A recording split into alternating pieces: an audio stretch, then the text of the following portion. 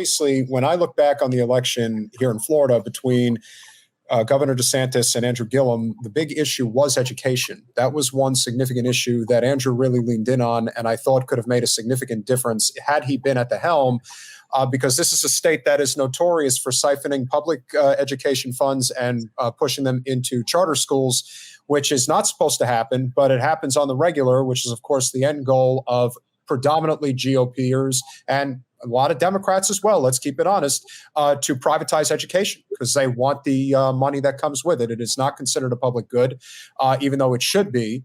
Public college should be tuition free, and we should be emphasizing trade schools all day, every day. But that doesn't seem to happen. And I'm wondering from your perspective why you think that is. I think, there's some obvious answers. The powers that be want a serfs class. They just do because it's more beneficial to them financially. But I really think we need to figure out how we rally the masses for them to understand that education is vital. And regardless of whether you think somebody's studying the right thing or not, there are plenty of there is such an extravagant amount of need for public education and higher education for people to be advancing in our society. We don't even need to get into how far technologically we are behind China at this point.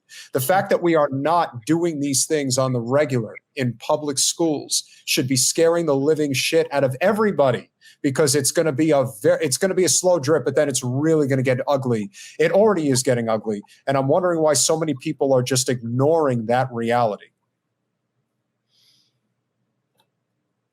Whoever wants to take it first. Okay, go ahead, Mom Lisa. So can you just one more time repeat the question, because then I got all caught up in everything else that you were saying. My apologies. There's always a motive as to why the powers that be, regardless of whether it's the red team or the blue team, the red team is much more direct about it. The blue team is much more subtle about it, especially areas that are struggling to basically defund and devalue public education in every which way possible, because the powers that be clearly want to expand upon the serfs class, if you will. Right. They want to keep it stupid.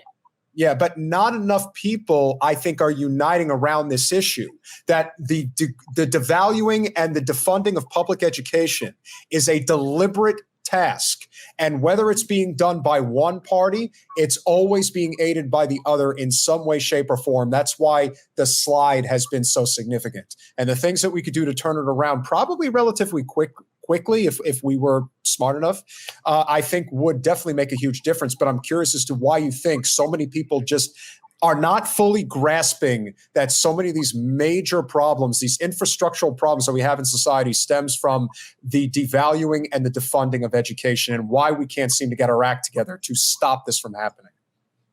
So the first thing is we're too distracted. That's number one. No one is really paying attention. The struggles, inflation, just like the people who are struggling, surviving, who are even working class, there's so much burden going on. Their distraction is they want to feel good. You feel me? Whether it be taking a drink, whether it be taking a hit, whether it be taking drugs, whether it be partying with your homegirls, with your homeboys, going out, watching the game, watching the fight. Like, you survive and then you want to feel good to go back and survive. Right. So the distractions between the social media, the cell phones, what's coming out, the clothes, all this other bullshit. Right. People see the dysfunction, are in the dysfunction. Some create the dysfunction, but don't even understand why the dysfunction is even there. Then all this defunding and all this other stuff y'all talking about is simply to make sure that the children go to prison. It's part of the school to prison pipeline, because the solutions are so simple. I am an advocate for trades all day. I'm talking about bump to high school. Like, our children are not learning anything. Let's just be honest. There's no critical thinking. Whether the schools are funded or not, that's a whole bigger issue. That's fine. But at the end of the day, we need to be promoting trade schools, particularly for our Black men, for our Black boys. Point blank, period, because that's why they were removed back in the day anyway. Right? For them to be funneled into the prison system. So I don't understand the simplicity. Okay, our children need to learn how to read, how to write, how to critical think. Put these boys in trade schools. By the time they graduate at the age of 18, by the age of 20, they'll be able to provide and take care of their families. We learned that in the pandemic.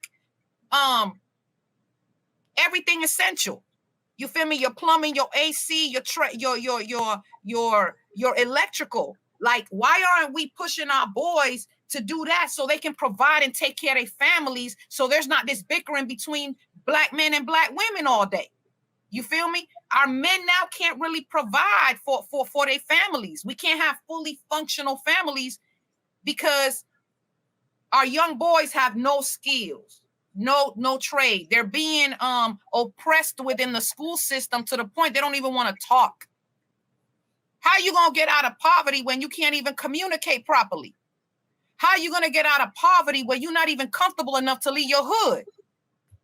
Like, how are you going to get out of poverty when you don't have a level of support and you don't even know what, because you don't know what you don't know until you know, until you bump your face, you make a mistake, you flip the ground, you be like, oh shit, did what it is.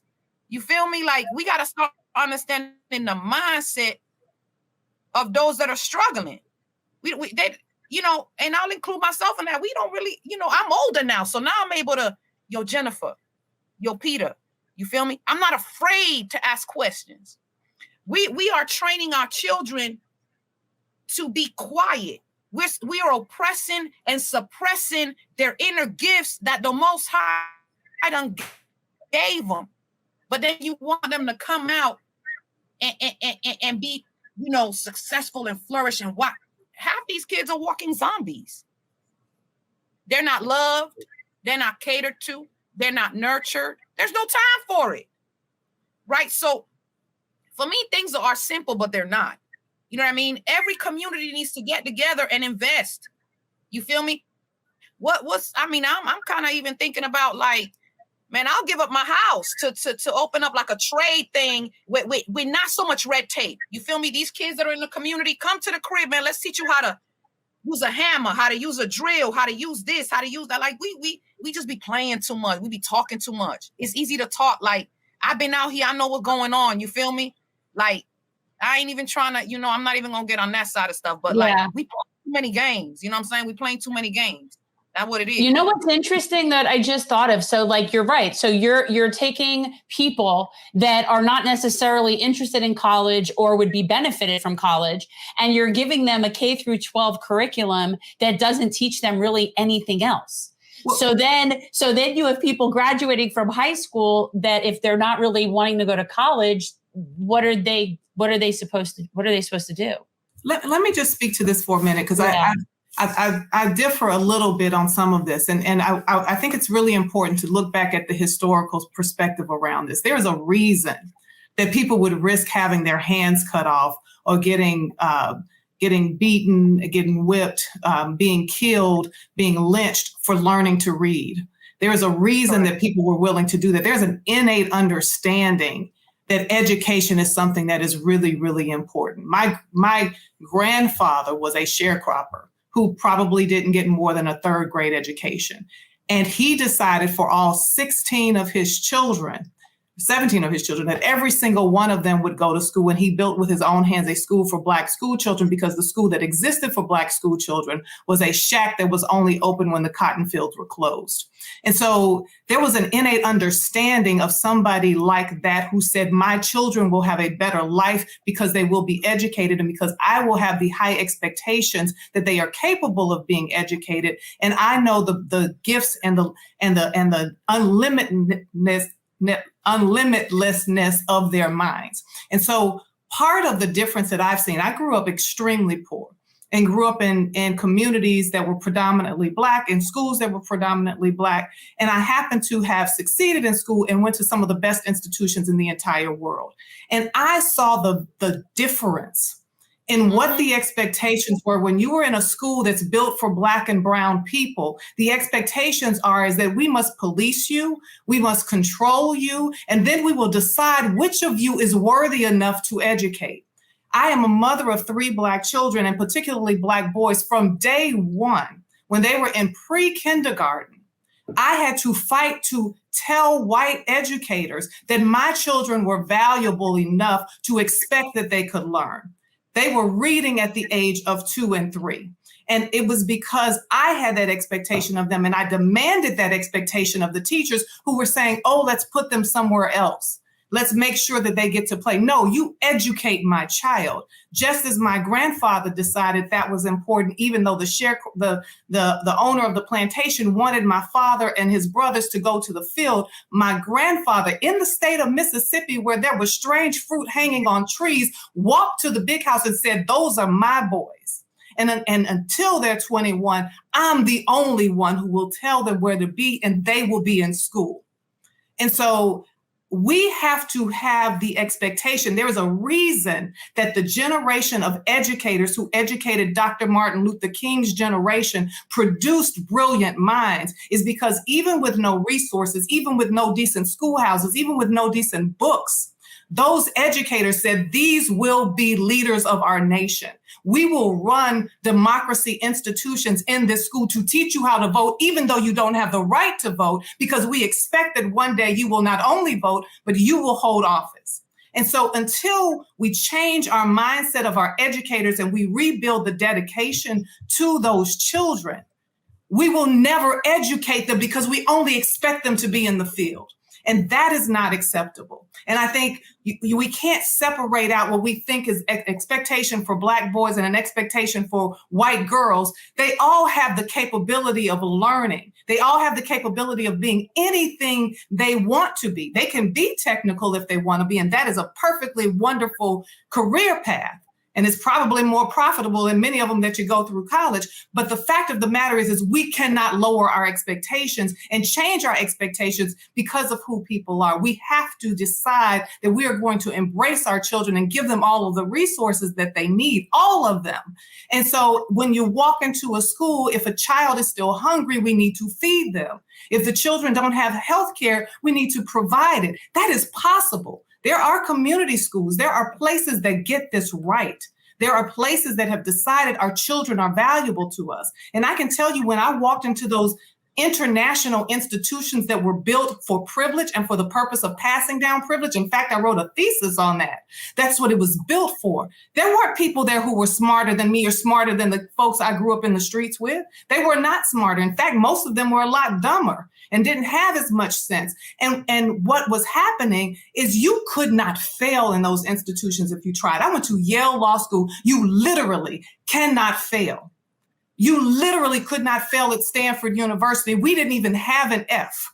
And so when I tell you there are institutions, when they are built for white people and for people who are children of the privilege, we build them differently. We walk people in the door and say, you will be leaders. And we make it so. Whether or not they have any kind of intellectual capability, we really don't care. You are the privileged chosen ones, and we're going to push you through. And until we see that every child is worthy of that, we will never all be free. We will never fully understand what is possible in terms of being able to reach the real fulfillment of our nation. I agree. I think that, to me, what I see that's the biggest, the blight is the disparity amongst public schools. And of course, we know this does have to do with how they're funded. And that's something that we see here. And in Florida, it's particular. I mean, it's bad everywhere. I shouldn't say that it's, but I mean, the disparity. Worse than most. It is. It's bad. And let me just say this, because this is another historical piece of information that people don't understand about the public-private separation.